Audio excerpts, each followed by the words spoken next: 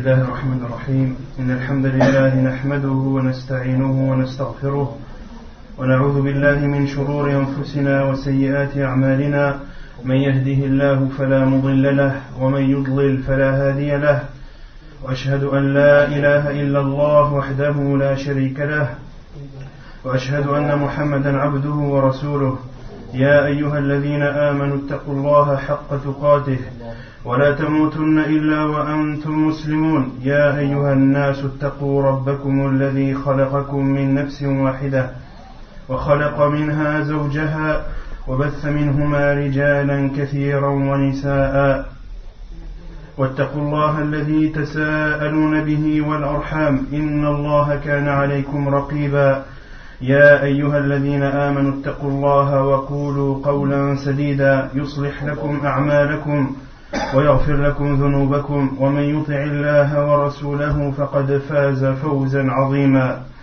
أما بعد فنواصل بإذن الله تبارك وتعالى درسنا في شرح حديث جبريل الذي شرحه العلامة عبد المحسن العباد حفظه الله تعالى. وقد تكلمنا في الدرس الماضي عن الإيمان باليوم الآخر وذكرنا الأمور الثلاثة أو التقريرات الثلاثة التي ذكرها الله تبارك وتعالى في آيات عديدات. أما الأمر الأول ذكرها الله تبارك وتعالى في بيان حقيقة البعث، فالأمر الأول التنبيه بخلق الإنسان أول مرة، والتنبيه الثاني التنبيه بإحياء الأرض بعد موتها، وأما الأمر الثالث فهو التنبيه بخلق السماوات والأرض وهو أعظم من خلق الناس. وذكرنا كذلك الحشر وبعض أوصاف يوم القيامة. Nous continuons, Inch'Allah Tabaraka wa Ta'ala, l'explication du hadith de Jibril expliqué par Al-Sheikh Abdul Muhsin Al-Abbad Hafidhahullah Ta'ala. Nous avions parlé la semaine dernière de la croyance au jour du jugement et que cette croyance engendrait ou avait pour conséquence directe de croire à la résurrection après la mort. Et nous avions cité les trois arguments qu'Allah subhanahu wa ta'ala a répétés dans plusieurs versets qui se résument en trois arguments. Samir, tu peux me les citer? Les trois arguments qu'Allah subhanahu wa ta'ala a utilisés pour prouver que la résurrection est véridique. Idriss, Hanafi. Le premier argument, c'est qu'Allah subhanahu wa ta'ala a utilisé, le premier argument qu'Allah subhanahu wa ta'ala a utilisé pour prouver ou pour appuyer le fait que la résurrection est vraie, c'est que comme il a créé l'être humain la première fois, il est capable subhanahu wa ta'ala de le faire ressusciter. Et nous avions aussi expliqué que il était plus facile pour Allah subhanahu wa ta'ala de ressusciter un mort que de le créer. Car la création d'une personne, d'un être humain, est faite à partir du néant, à partir de rien. Tandis que la résurrection est faite à partir de quelque chose. Le deuxième argument cité par Allah subhanahu wa ta'ala dans plusieurs versets, c'est le fait qu'il fait revivre la terre après qu'elle soit morte. De même qu'Allah subhanahu wa ta'ala fait revivre la terre après qu'elle soit morte, il fait revivre les morts ou il ressuscite les morts. Et le troisième argument cité aussi par Allah subhanahu wa ta'ala dans énormément de versets, c'est le fait qu'Allah subhanahu wa ta'ala a créé les cieux et la terre qui sont plus complexes et plus immenses que la création de l'être humain. طيب نواصل إن شاء الله تعالى. يقول الشيخ حفظه الله تعالى: ومن الإيمان باليوم الآخر الإيمان بحوض نبينا صلى الله عليه وسلم، والأحاديث فيه متواترة عن رسول الله صلى الله عليه وسلم، أوردها البخاري رحمه الله في باب في الحوض من كتاب الرقاق من صحيحه، منها 19 طريقا وذكر الحافظ في الفتح أن الصحابة فيها يزيدون على 50 صحابيا ذكر 25 منهم نقلا عن القاضي عياض و3 نقلا عن النووي وزاد عليها قريبا من ذلك فزادوا على الخمسين صحابيا. وأورد الإمام ابن كثير في كتاب النهاية أحاديث الحوض عن أكثر من 30 صحابيا ذكرها بأسانيد الأئمة الذين خرجوها غالبا. Donc parmi la croyance au jour du jugement dernier, c'est de croire également au fleuve de notre prophète sallallahu alayhi wa sallam. Et les hadiths relatant ou parlant du fleuve du prophète sallallahu alayhi wa sallam ou du lac, ces hadiths-là ont atteint le plus haut degré d'authenticité. Le plus haut degré d'authenticité est le hadith al-mutawatir. Et le cheikh a notamment expliqué que ce hadith-là avait été rapporté par plus d'une 50aine de compagnons du prophète sallallahu alayhi wa sallam. ومما جاء في صفة حوض النبي صلى الله عليه وسلم قوله حوضي مسيرة شهر ماؤه أبيض من اللبن وريحه أطيب من المسك وكيزانه كنجوم السماء من شرب منها فلا يظمأ أبدا. رواه البخاري من حديث عبد الله بن عمرو رضي الله عنهما.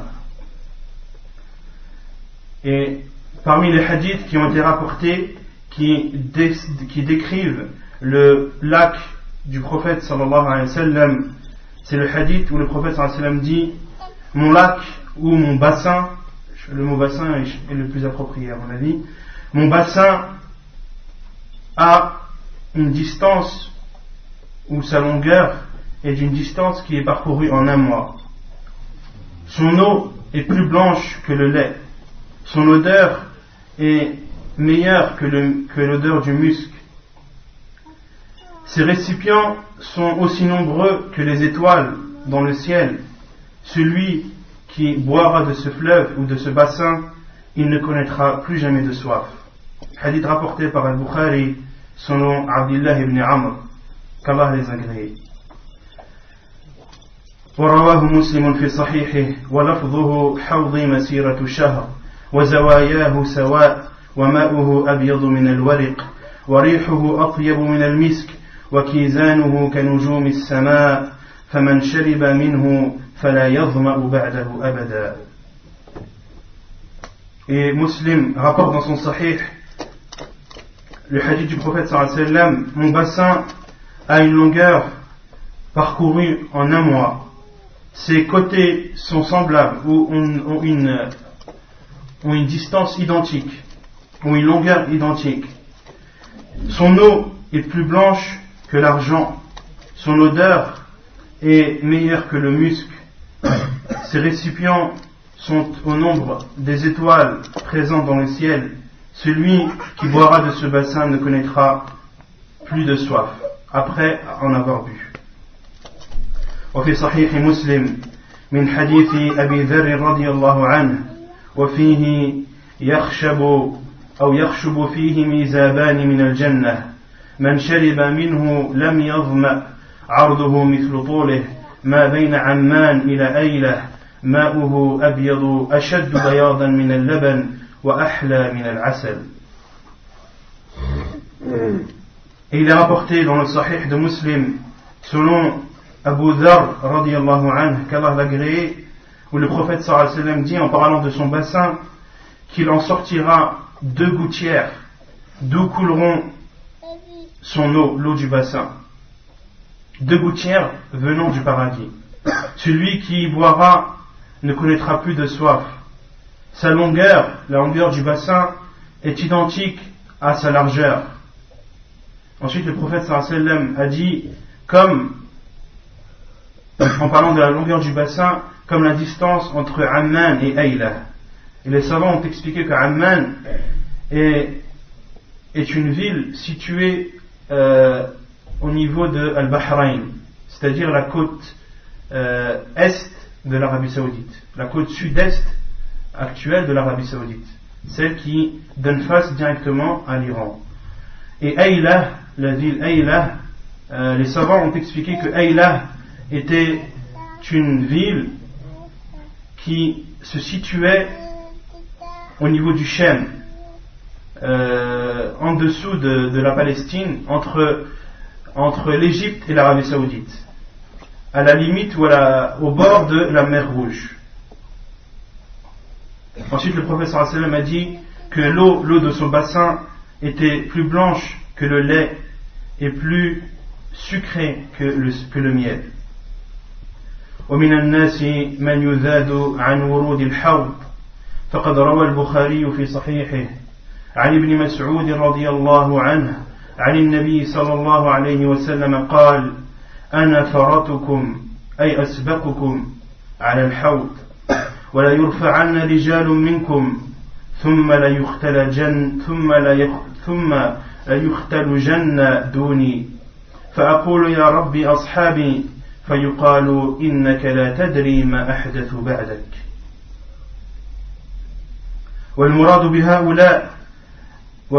بهؤلاء الأصحاب أناس قليلون ارتدوا بعد موت النبي صلى الله عليه وسلم وقتلوا على أيدي الجيوش المظفرة التي بعثها أبو بكر الصديق رضي الله عنه لقتال المرتدين. Et il y aura des gens qui seront refoulés du bassin, ils seront rejetés. Al-Bukhari rapporte dans son Sahih, selon Abdullah ibn Mas'ud radiyallahu anhu, qui rapporte que le prophète sallallahu alayhi wa sallam a dit: je serai le premier ou je vous précéderai vers mon bassin. Puis il y aura des personnes qui seront amenées vers moi et puis seront éloignées de moi. Et je dirai: ô Allah, mes compagnons. Puis il sera dit au prophète sallallahu alayhi wa sallam: tu ne sais pas ce qu'ils ont innové après toi. Ensuite, le cheikh Abdel Muhsin Abed hafidhallah explique que ces personnes-là sont des personnes très peu nombreuses qui ont quitté l'islam ou qui ont abandonné l'islam après la mort du prophète sallallahu alayhi wa sallam et qui ont été combattus par Abu Bakr as-Siddiq radiyallahu anhu. Et d'autres savants expliquent que les gens de l'innovation, ceux qui innovent dans la religion, seront rejetés du bassin du prophète sallallahu alayhi wa sallam et n'en boiront pas l'eau. Et les savants notamment utilisent ce hadith pour montrer la gravité de l'innovation en islam et que nous devons retourner à ce qui a été rapporté, à ce qu'Allah subhanahu wa ta'ala a cité dans le Coran et ce qui nous a été rapporté par le prophète sallallahu alayhi wa sallam dans sa sunna authentique. Et à titre de parenthèse, vous allez beaucoup entendre ces jours-ci du soi-disant anniversaire du prophète sallallahu alayhi wa sallam et qu'il est préférable de le fêter. Et une chose qu'il faut savoir, c'est que le prophète sallallahu alayhi wa sallam est notre exemple, c'est lui qu'on doit suivre. Et si quelqu'un devait fêter l'anniversaire du prophète sallallahu alayhi wa sallam, ça serait tout d'abord lui, il serait le premier à le fêter sallallahu alayhi wa sallam. Et ses compagnons qu'Allah subhanahu wa ta'ala a agréé dans le Coran seraient les premiers à fêter l'anniversaire du prophète sallallahu alayhi wa sallam. Or, il n'a été rapporté aucun hadith, que ce soit un hadith authentique ou faible, qui stipule que le prophète sallallahu alayhi wa sallam a fêté son anniversaire ou a veillé la nuit de sa naissance ou la nuit de son anniversaire, ou a fêté ou a rassemblé ses compagnons dans la mosquée et mangé un repas, etc. Aucune de ces informations nous est parvenue du prophète sallallahu alayhi wa sallam. Et les savants ont été très clairs sur ce sujet, que c'est une innovation dans la religion que de fêter l'anniversaire du prophète sallallahu alayhi wa sallam. Et la meilleure des voies est la voie du prophète sallallahu alayhi wa sallam et la voie de ses compagnons radiyallahu anhum, qu'Allah les agrée. Donc c'était une parenthèse que je voulais faire, étant donné que vous allez beaucoup entendre ça ces jours-ci. والرافضة الحاقدون على الصحابة تزعم أن الصحابة ارتدوا بعد وفاة النبي صلى الله عليه وسلم إلا نفرا يسيرا منهم وأنهم يذاذون عن الحوض والحقيقة أن الرافضة هم الجديرون بالذود أو بالذود عن حوض رسول الله صلى الله عليه وسلم لأنهم لا يغسلون أرجلهم في الوضوء بل يمسحون عليها وقد قال رسول الله صلى الله عليه وسلم ويل للأعقاب من النار أخرجه البخاري ومسلم من حديث أبي هريرة رضي الله عنه وليست فيهم سيما التحجيل التي قال فيها رسول الله صلى الله عليه وسلم إن أمتي يدعون يوم القيامة غرا محجلين من آثار الوضوء أخرجه البخاري من حديث أبي هريرة رضي الله عنه. Il y a une secte qui s'appelle Al-Rafida, qui est une faction des chiites, comme ça, qui sont les plus radicaux des chiites, qui ont une rancune envers les compagnons du prophète sallallahu alayhi wa sallam. Et Al-Rafida, cette secte égarée, dit que les compagnons du prophète sallallahu alayhi wa sallam ont délaissé leur religion après la mort du prophète alayhi salatu wa sallam, sauf un nombre très minime d'eux. Et que ce sont ces compagnons, les compagnons du prophète sallallahu alayhi wa sallam, qui seront rejetés et refoulés devant le bassin. Et Cheikh Abdel Mohsen Al-Abbad leur répond en leur disant que ce sont eux, Al-Rafida, qui méritent le plus d'être refoulés du bassin du prophète sallallahu alayhi wa sallam. Car, Cheikh dit, car parmi les égarements de cette secte Al-Rafida, ils ne lavent pas leurs pieds pendant le wudu, pendant les ablutions. Ils se contentent seulement de les essuyer. Et le prophète sallallahu alayhi wa sallam a dit Waylun lil a'qabi minan nar. Le sens c'est que malheur, ou le feu, malheur à celui qui ne lave pas ses talons. Le prophète sallallahu alayhi wa sallam a dit malheur à celui qui ne lave pas ses talons. Alors que dire de celui qui ne lave pas ses pieds?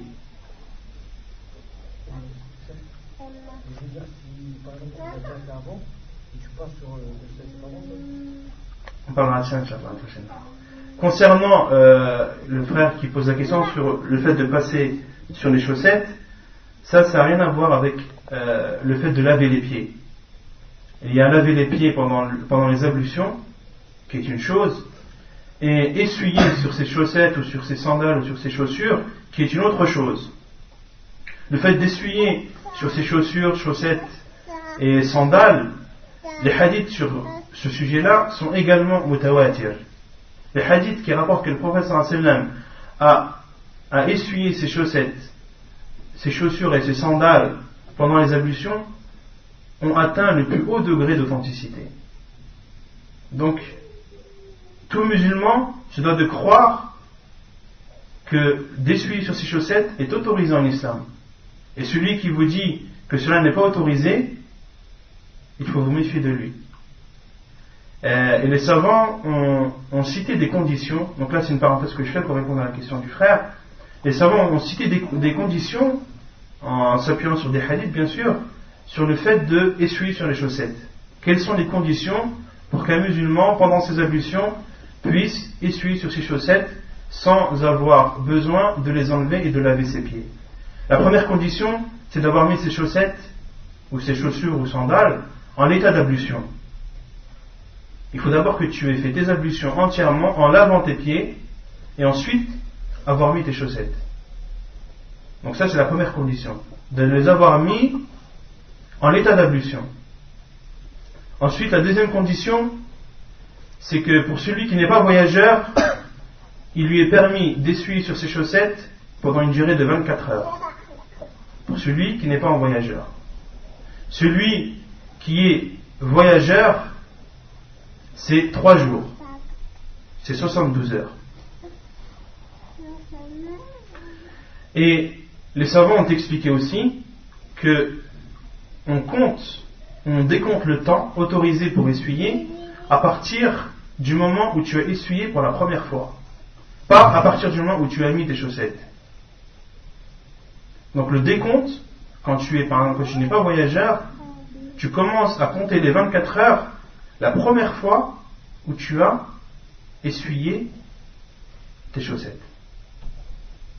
C'est clair? Parmi les autres conditions aussi, c'est que d'enlever les chaussettes après les avoir essuyées, ça annule l'effet de les essuyer après. Donc une personne qui a par exemple fait ses ablutions entièrement, a levé ses pieds, puis ensuite met ses chaussettes et refait les ablutions, essuie sur ses chaussettes, s'il les enlève et qu'il les remet, il n'a plus le droit d'essuyer après. Il faut qu'il refasse les ablutions. Et encore une autre chose, celui qui les enlève, ses ablutions ne sont pas annulées. Ces ablutions ne sont pas annulées.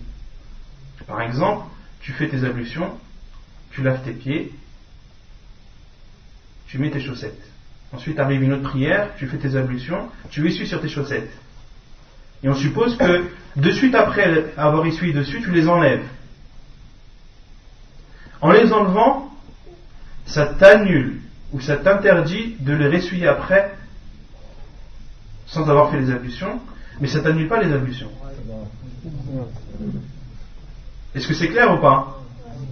C'est clair.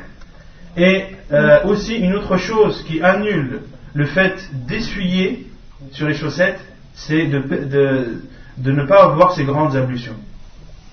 Celui qui perd ses grandes ablutions, automatiquement, le fait d'essuyer sur ses chaussettes, ça annule. C'est clair? Donc là, je vous ai dit, je vous cite ça pour répondre à la question du frère, brièvement. Inch'Allah, on aura l'occasion d'en reparler en citant la parole des savants et les hadiths qu'ils utilisent pour appuyer leur avis.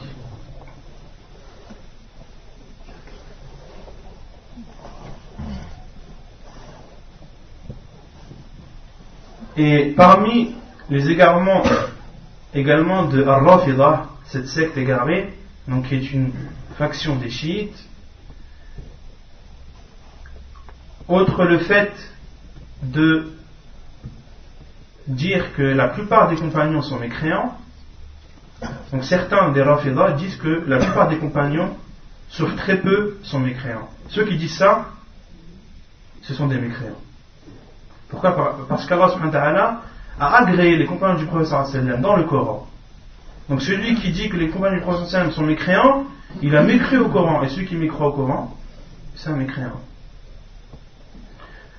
Parmi aussi les égarements de cette secte, c'est qu'ils disent par exemple que dans Surat al-Baqarah, lorsque Allah subhanahu wa ta'ala dit fadhabahuha, lorsqu'ils ont égorgé la vache, Ar-Rafidah disent que la vache c'est Aïcha radhiyallahu anha.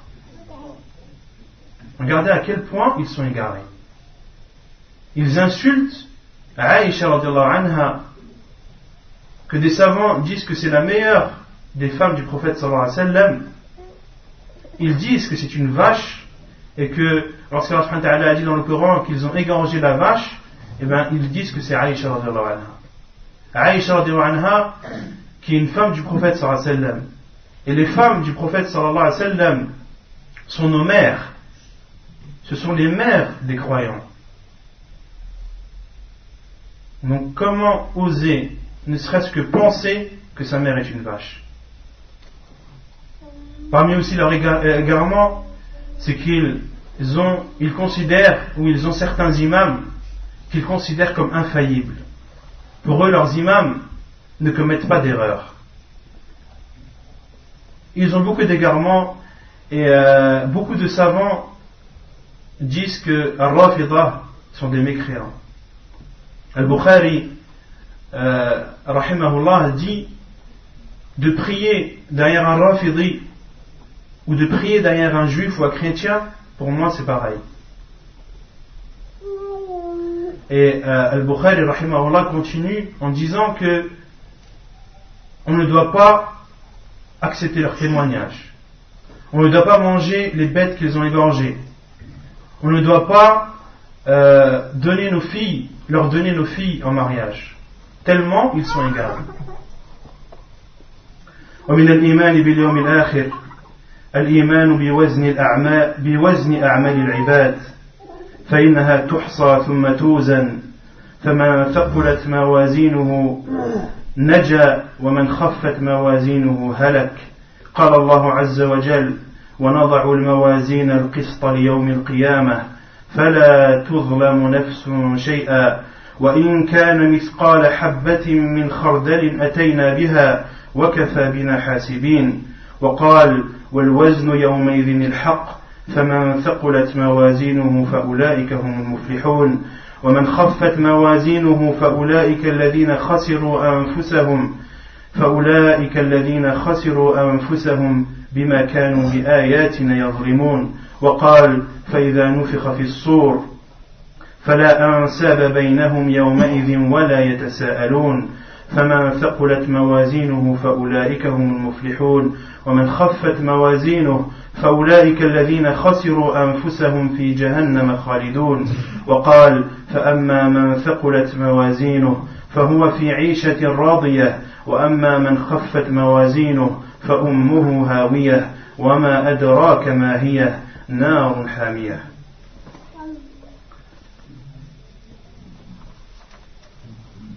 Parmi la croyance au jour du jugement, il y a le fait de croire que les actes des serviteurs seront pesés le jour du jugement. Elles seront d'abord répertoriées, rassemblées, puis elles seront pesées. Les actes, ils seront répertoriés, puis pesés. Celui dont la balance sera lourde de bonnes actions, il sera épargné, il aura gagné. Quant à celui pour lequel sa balance aura été légère, il connaîtra la perdition. Allah subhanahu wa ta'ala a dit selon le sens, au jour de la résurrection, nous placerons les balances exactes. Nulle âme ne sera lésée en rien, fût-ce du poids d'un grain de moutarde, que nous ferons venir, nous suffisons largement pour dresser les comptes. Et Allah subhanahu wa ta'ala dit dans un autre verset, et la pesée, ce jour-là sera équitable, et la pesée ce jour-là sera équitable. Donc celui dont les bonnes actions pèseront lourd, voilà ceux qui réussiront. Et quant à celui dont les bonnes actions peseront léger, voilà ceux qui auront causé la perte de leur âme parce qu'ils étaient injustes envers nos enseignements. Et Allah subhanahu wa ta'ala dit dans un autre verset, puis quand on soufflera dans la trompe, il n'y aura plus de parenté entre eux ce jour-là, et ils ne poseront pas de questions. Ceux dont la balance est lourde seront les bienheureux, et ceux dont la balance sera légère seront ceux qui ont ruiné leur propre âme, et ils demeureront éternellement en enfer. وقال رسول الله صلى الله عليه وسلم الطهور شطر الإيمان والحمد لله تملأ الميزان وسبحان الله والحمد لله تملأان أو تملأ ما بين السماوات والأرض رواه مسلم. Et le prophète sallallahu alayhi wa sallam, donc là le cheikh Abdel Muhsin al-Abbad hafidahullah cite les hadiths qui prouvent que les actions seront pesées le jour du jugement. Le prophète sallallahu alayhi wa sallam a dit dans un hadith rapporté par Muslim, la purification est la moitié de la foi. Et alhamdulillah, c'est-à-dire le fait de dire alhamdulillah, remplit la balance. Et subhanallah et alhamdulillah, c'est-à-dire le fait de dire subhanallah et alhamdulillah, elles remplissent une distance égale à la distance entre la terre et les cieux. وقال رسول الله صلى الله عليه وسلم كلمتان حبيبتان إلى الرحمن خفيفتان على اللسان ثقيلتان في الميزان سبحان الله وبحمده Subhanallah al-Azim, rawahu al-Bukhari wa Muslim. Et le prophète sallallahu alayhi wa sallam dit dans un autre hadith, deux phrases sont très aimées par le miséricordieux qui est Allah subhanahu wa ta'ala. Elles sont faciles à prononcer pour la langue et elles seront très lourdes dans la balance. Ces deux paroles sont Subhanallah wa bihamdih et Subhanallah al-Azim. Hadith rapporté par al-Bukhari et Muslim. والأعمال وإن كانت أعراضا فالله يجعلها أجساما توضع في الميزان والحكمة من وزن أعمال العباد إظهار عدل الله وإيقاف العبد على أعماله فإنه سبحانه وتعالى عليم بكل شيء ومن ذلك أعمال العباد وزنت أو لم توزن. Et les actes, même si ce ne sont pas des actes matériels, Allah subhanahu wa ta'ala leur donnera un corps à ces actes qui ne sont pas matériels, afin qu'ils soient pesés, afin que ces actes soient pesés. Et le Cheikh explique que la sagesse dans le fait de peser les actions des gens, c'est pour montrer la justice d'Allah subhanahu wa ta'ala, et afin que chaque personne se rende compte des actes qu'il a fait, qu'il a accomplis. Bien, et cela n'est en aucun cas un défaut d'Allah subhanahu wa ta'ala, car Allah subhanahu wa ta'ala connaît tous les actes qui ont été accomplis. Allah subhanahu wa ta'ala est le savant de toutes choses et connaît tous les actes que chacun de nous a accomplis, que ces actes soient pesés ou non. والوزن كما يكون للأعمال يكون لصحائف الأعمال كما في حديث البطاقة والسجلات قال رسول الله صلى الله عليه وسلم إن الله سيخلص رجلا من أمتي على رؤوس الخلائق يوم القيامة فينشر عليه 99 سجلا كل سجل مثل مد البصر ثم يقول الله أتنكر من هذا شيئا أظلمك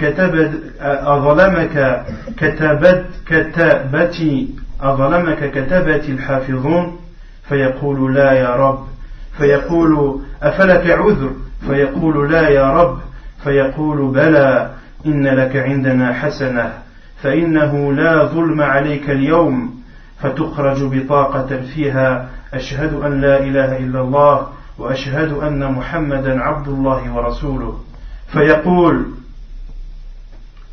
الله احضر وزنك فيقول يا رب ما هذه البطاقة أمام السجلات فقال أي الله إنك لا تظلم قال فتوضع السجلات في كفة والبطاقة في كفة فطاشت السجلات وثقلت البطاقة فلا يثقل مع اسم الله شيء أخرجه الترمذي وحسنه والحاكم وصححه على شرط مسلم ووافقه الذهبي وانظر السلسلة الصحيحة للألباني. De même que les actes seront pesés le jour du jugement, il en est aussi pour les archives dans lesquelles sont enregistrés les actes. Ces archives aussi seront pesées le jour du jugement. Et la preuve est le hadith qui est connu chez les savants et qui est appelé hadith al-bitaqa, le hadith de la carte. Le prophète sallallahu alayhi wa sallam a dit: Allah subhanahu wa ta'ala accordera le salut à un homme de ma communauté devant tout le monde le jour du jugement. Il sera sorti devant lui, devant cet homme, 99 archives, 99 grandes feuilles, où seront notés tous les actes que cet homme a accomplis. Et le prophète sallallahu alayhi wa sallam,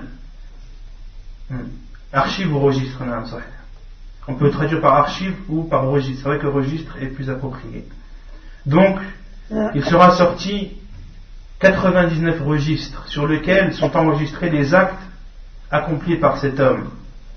Et le prophète sallallahu alayhi wa sallam a dit que chaque registre a une longueur égale à la portée de la vue. Égale à la portée de la vue. Donc ce que l'œil humain peut voir au plus loin, ce sera la taille d'un des registres. Ensuite, Allah subhanahu wa ta'ala dira à cet homme: est-ce que tu renies de ce qu'il a écrit dans ces registres? Est-ce que tu renies quelque chose de ce qui a été écrit? Est-ce que les anges qui ont écrit tes actes, est-ce qu'ils t'ont offensé? Il dira non, non, ô Allah.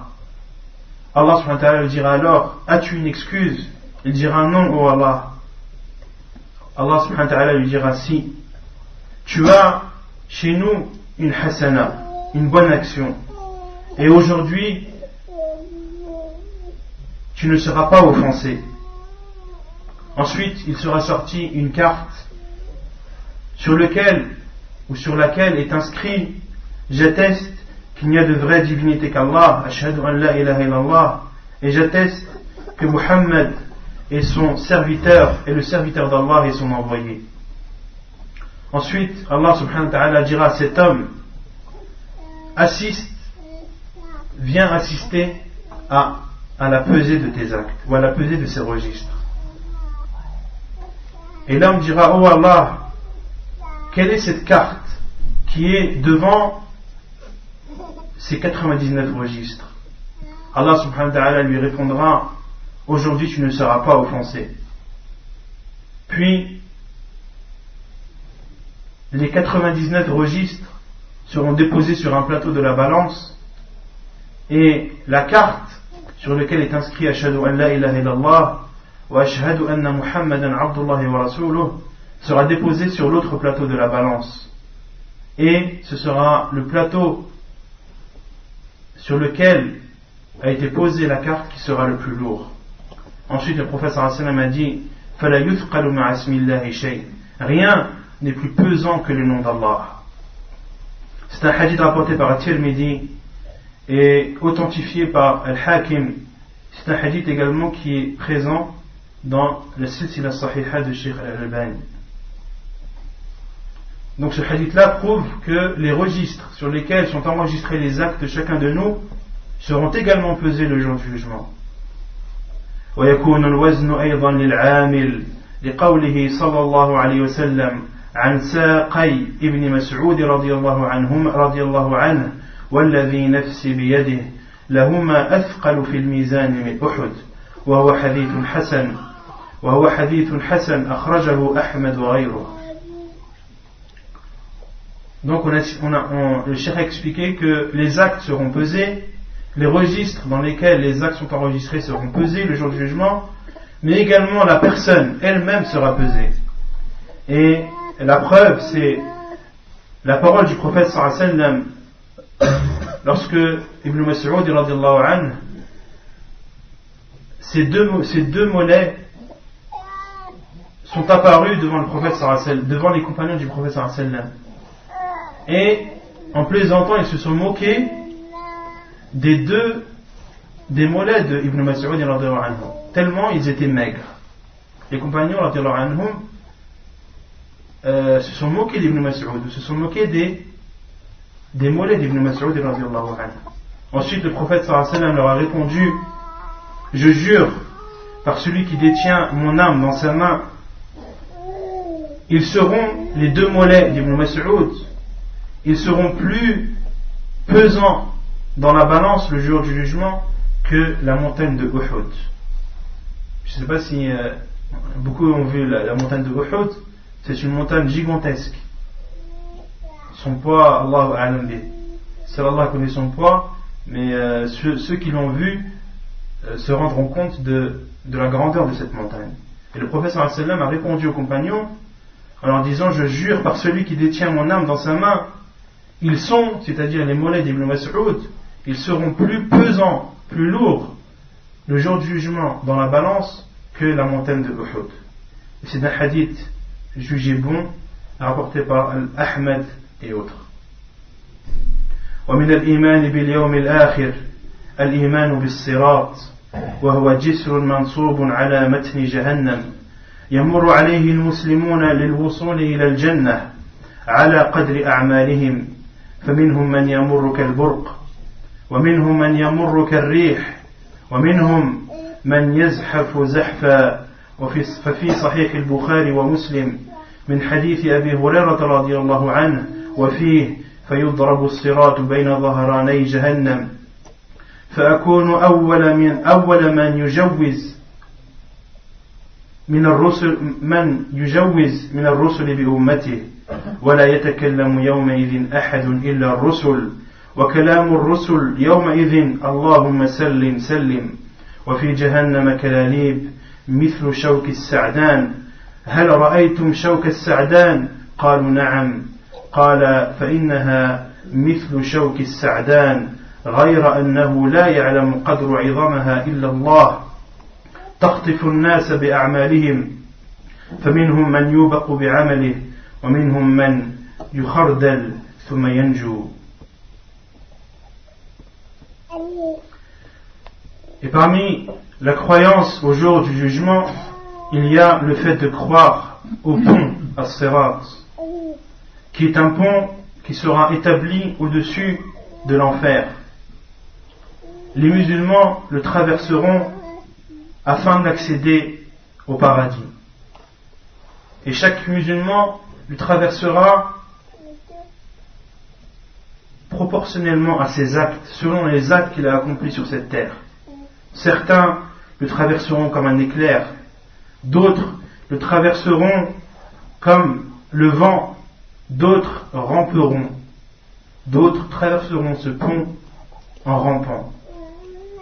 Al-Bukhari Muslim rapporte selon Abu Hurayra radiyallahu anhu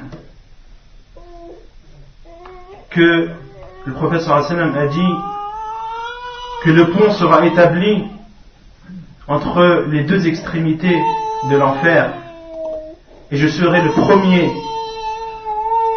qui le traversera. Je serai le premier qui le traversera. Et ce jour-là, le jour du jugement, personne n'aura l'autorisation de parler sauf les envoyés. Et les envoyés ce jour-là diront « Oh Allah, épargne-nous, oh Allah, épargne-nous ». Et en enfer, il y a des crochets mithlo shawk as-sa'dan, des crochets comparables à des épines de chardon. Ensuite, le prophète sallallahu alayhi wa sallam demande à ses compagnons est-ce que vous avez vu les épines de chardon? Les compagnons radiyallahu anhum répondront oui. Le prophète sallallahu alayhi wa sallam leur dira eh bien ces crochets qui sont présents en enfer, ils ressemblent aux épines de chardon, sauf que seul Allah subhanahu wa ta'ala connaît leur grandeur, leur taille. Et ces crochets attraperont les gens et les blesseront selon les actes qu'ils ont accomplis. Certains seront épargnés et d'autres seront jetés en enfer. Donc je vous ai rapporté une photo de chardon et vous allez voir les épines qui sont. Je vais faire passer la feuille.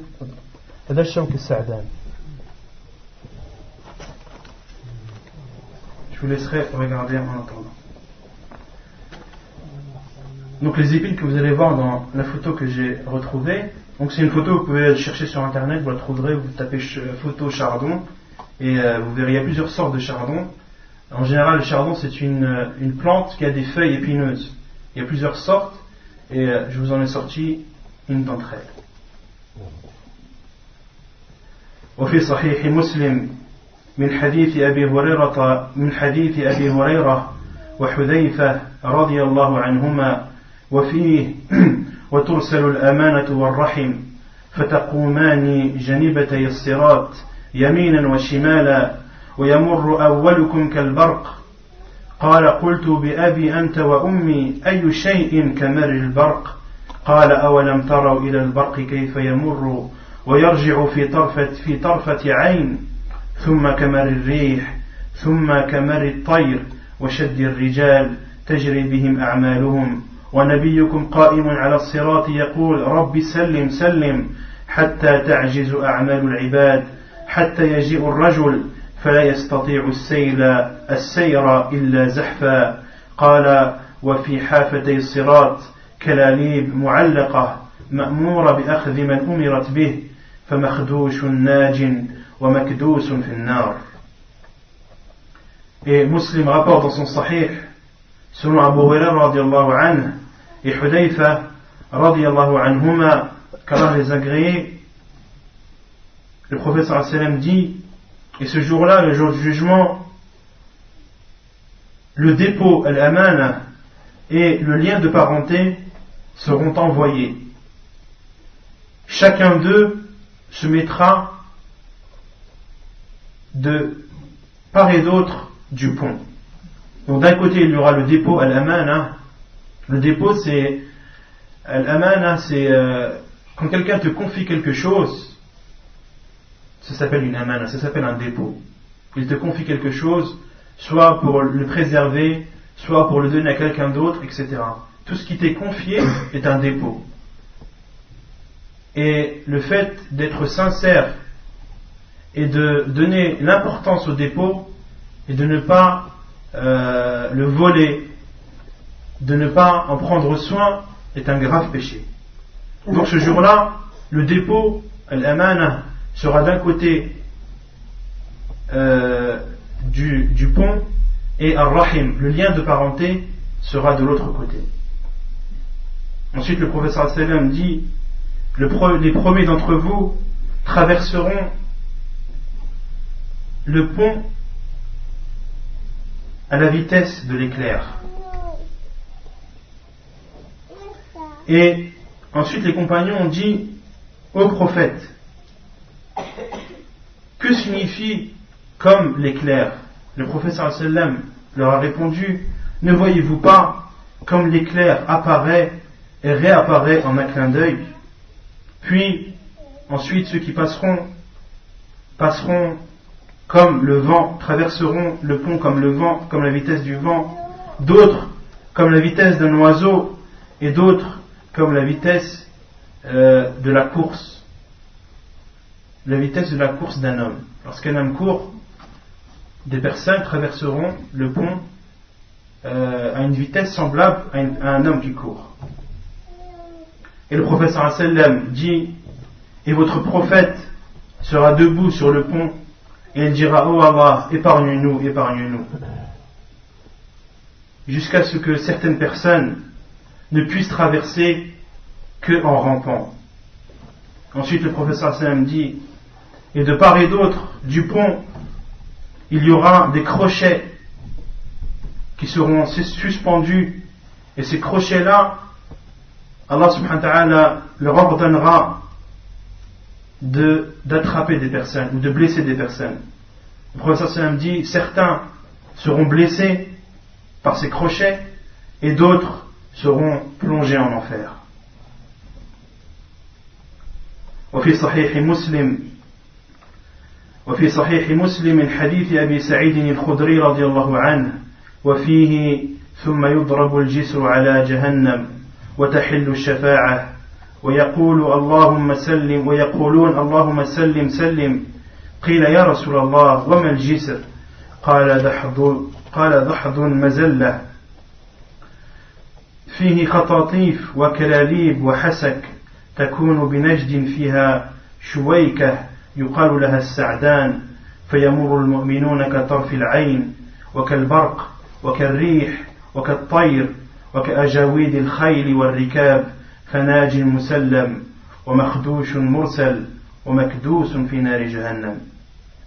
Dans un autre hadith, le prophète sallallahu alayhi wa sallam dit, un hadith rapporté par Muslim, selon Abu Sa'id al-Khudri radiyallahu anhu, dit, où le prophète sallallahu alayhi wa sallam dit, puis le pont sera établi au-dessus de l'enfer et il me sera autorisé l'intercession. Il sera autorisé au prophète sallallahu alayhi wa sallam d'intercéder.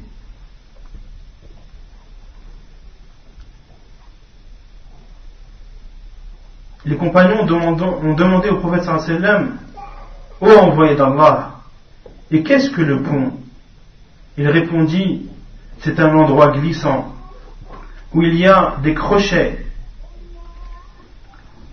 et ces crochets seront suspendus sur une terre élevée, seront suspendus au-dessus du pont. Et le prophète sallallahu alayhi wa sallam a dit que ces crochets seront identiques ou semblables aux épines de charbon que vous venez de voir. Ensuite, le prophète sallallahu alayhi wa sallam explique que les croyants traverseront le pont comme un clin d'œil, d'autres comme l'éclair, d'autres comme le vent, d'autres comme l'oiseau, d'autres comme les chevaux. Certains seront épargnés, d'autres seront blessés et d'autres seront plongés dans le feu de Jahannam. Qu'Allah nous en préserve. ومن الإيمان باليوم الآخر الإيمان بالشفاعات التي وردت في الكتاب والسنة، منها الشفاعة العظمى الخاصة بنبينا صلى الله عليه وسلم في تخليص أهل الموقف مما هم فيه، وهي المقام المحمود الذي يحمده عليه الأولون والآخرون من لدن آدم عليه السلام إلى الذين قامت عليهم الساعة، وقد مرت الإشارة إليها قريبا في كلام الإمام ابن كثير رحمه الله. Et parmi la croyance au jour du jugement, il y a le fait de croire aux différentes intercessions qui ont été rapportées dans le Coran et dans la Sunna. Parmi ces intercessions, il y a la grande intercession qui est propre à notre prophète sallallahu alayhi wa sallam. Cette intercession, c'est le fait que le prophète sallallahu alayhi wa sallam va intercéder pour nous auprès d'Allah subhanahu wa ta'ala afin qu'Allah nous juge, afin qu'Allah commence le jugement. Car comme on l'avait expliqué la semaine dernière, l'attente sera interminable le jour du jugement. Le fait que nous attendrons notre jugement et que l'attente sera longue, cette attente en elle-même est une épreuve redoutable, est une épreuve difficile. Car pendant tout ce temps-là, chacun de nous se demandera quelle est sa destinée. Est-ce qu'il va aller en enfer ou est-ce qu'il va aller au paradis? Comment va se passer son jugement? Et comme Allah subhanahu wa ta'ala a dit dans le Coran, le jour du jugement est estimé à 50 000 ans. Le jour du jugement est estimé à 50 000 ans. Sa durée est de 50 000 ans. Et l'attente sera un supplice en elle-même. Et tellement le supplice sera énorme, on demandera au prophète d'intercéder en notre faveur auprès d'Allah subhanahu wa ta'ala. Et la semaine dernière, j'avais dit que les prophètes à qui on demandera l'intercession sont Ulul Azm, les 5. Mais j'ai oublié de citer Adam alayhi salam, le premier vers qui on se dirigera le jour du jugement pour demander l'intercession auprès d'Allah afin qu'il commence le jugement sera Adam alayhi salam.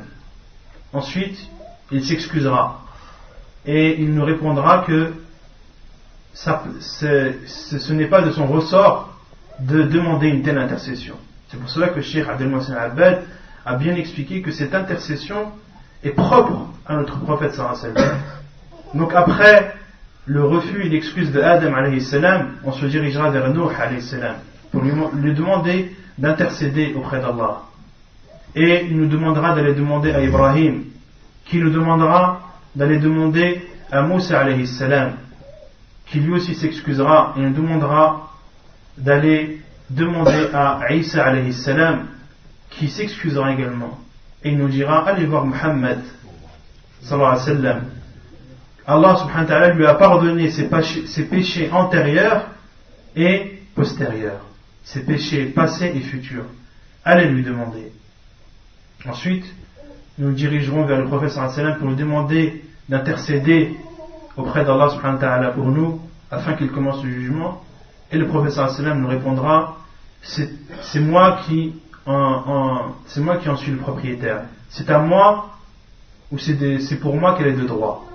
Cette intercession, c'est un droit qui m'a été accordé à moi. Ensuite, le prophète sallam se présentera devant Allah subhanahu wa ta'ala et se prosternera devant lui, comme ce hadith-là était hadith rapporté par Al-Bukhari.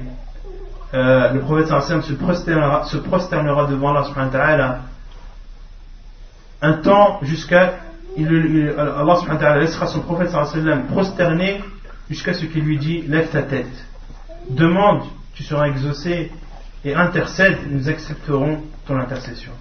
Et c'est ensuite que le prophète sallam intercédera en notre faveur. Donc cette intercession est appelée chez les savants ash-shafa'atul 'uzma, la grande intercession.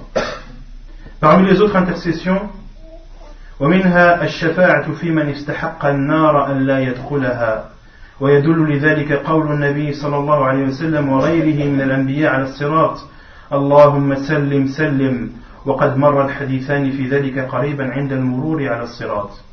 La deuxième intercession, c'est d'intercéder auprès de ceux qui méritent l'enfer, le feu, de ne pas y entrer. Et la preuve, c'est que notre prophète sallallahu alayhi wa sallam ainsi que les autres envoyés diront lorsqu'ils seront sur le pont: oh Allah, épargne-nous, épargne-nous. C'est-à-dire, épargne-nous de l'enfer. Épargne ceux qui méritent d'entrer en enfer, épargne-les de l'enfer. Donc ceci est la deuxième intercession parmi les intercessions du jour du jugement. ومنها الشفاعة في رفع درجات من يدخل الجنة فيها فوق ما كان يقتضيه ثواب أعمالهم ويدل لذلك قول الله تعالى والذين آمنوا واتبعتهم ذريتهم بإيمان ألحقنا بهم ذريتهم وما ألتنا من عملهم من شيء ومنه رفع درجات زوجاته والذين آمنوا واتبعتهم ذريتهم بإيمان ألحقنا بهم ذريتهم وما ألتناهم ذريتهم أنا مكتوب ذريتهم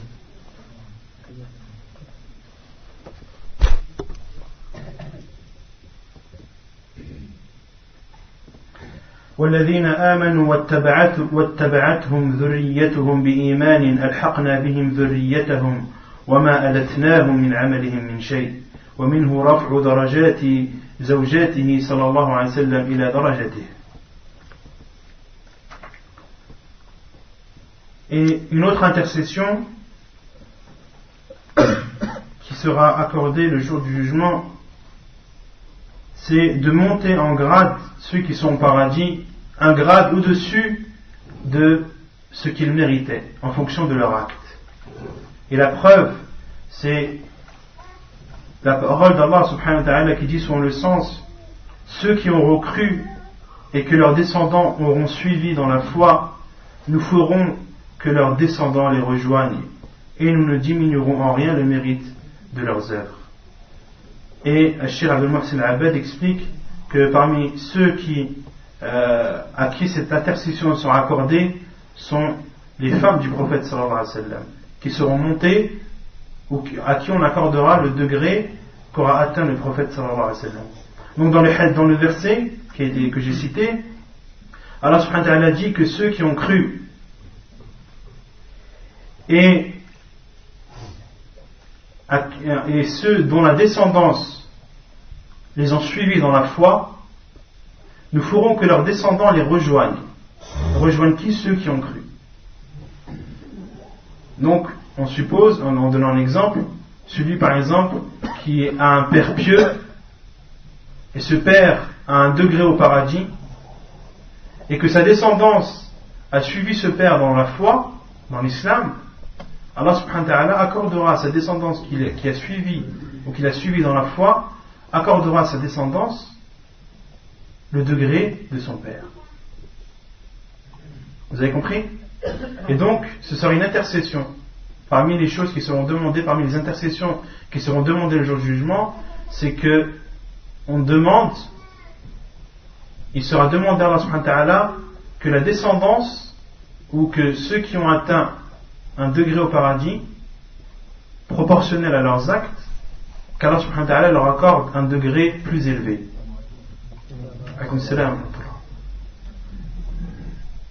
ومنها الشفاعة لدخول الجنة بغير حساب ويدل له دعاؤه صلى الله عليه وسلم لعكاش بن محصن ليكون من 70,000 الذين يدخلون الجنة بغير حساب رواه البخاري ومسلم. Et parmi l'autre intercession, parmi les intercessions du jour du jugement, c'est le fait d'entrer au paradis sans avoir de jugement.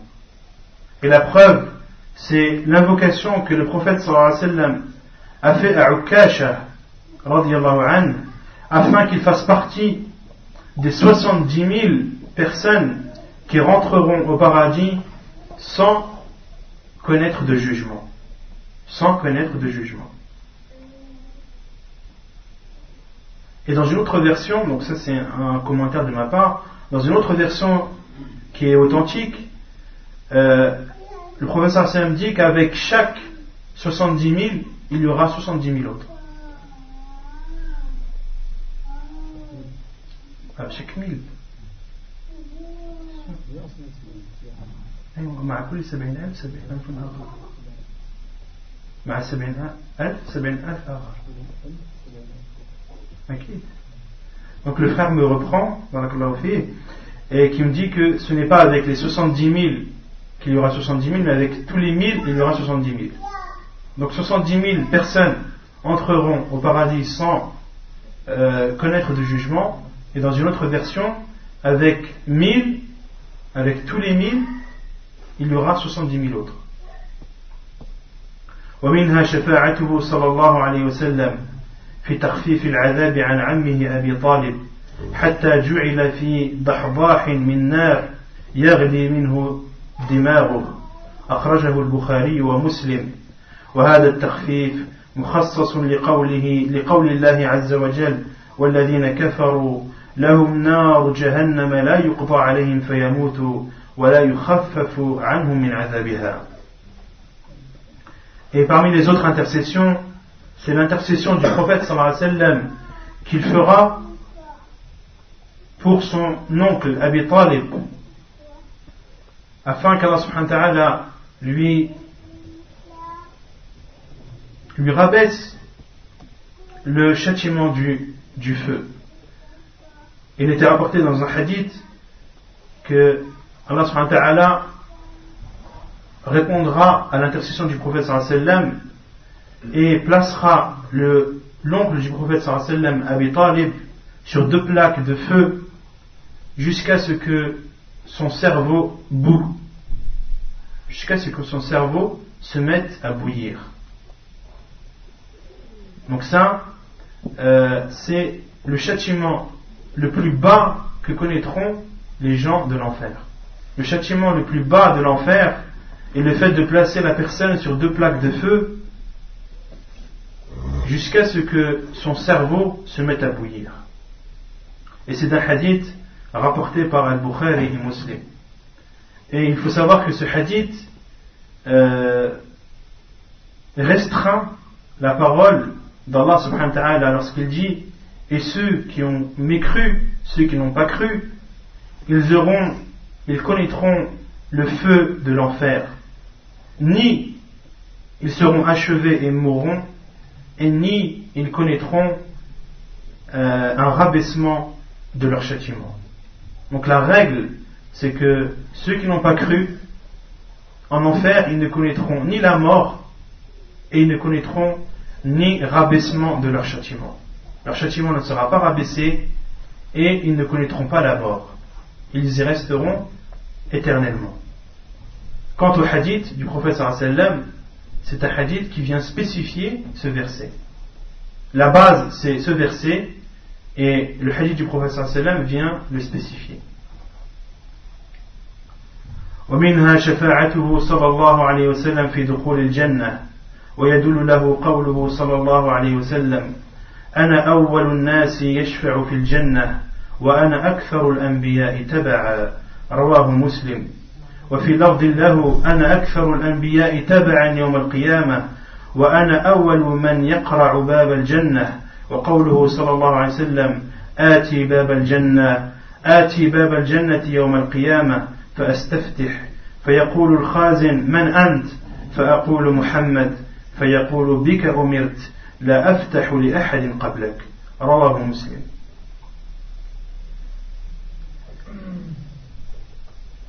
Et parmi les autres intercessions, c'est l'intercession du prophète sallallahu alayhi wa sallam afin d'entrer au paradis.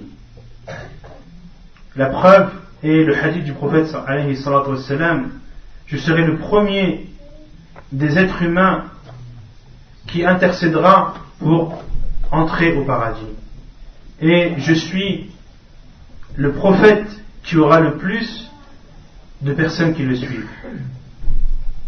Et dans une autre version, je suis de tous les prophètes le jour du jugement celui qui aura le plus de personnes qui le suivent. Et je serai le premier à franchir la porte du paradis. Et dans un autre hadith, le prophète sallallahu alayhi wa sallam dit: je viendrai devant la porte du paradis le jour du jugement et je demanderai qu'on m'ouvre. Le gardien du paradis dira: qui es-tu? Je répondrai: Mohammed. Le gardien répondra: j'ai été ordonné de t'ouvrir la porte, on m'a ordonné de t'ouvrir et de n'ouvrir à personne avant toi.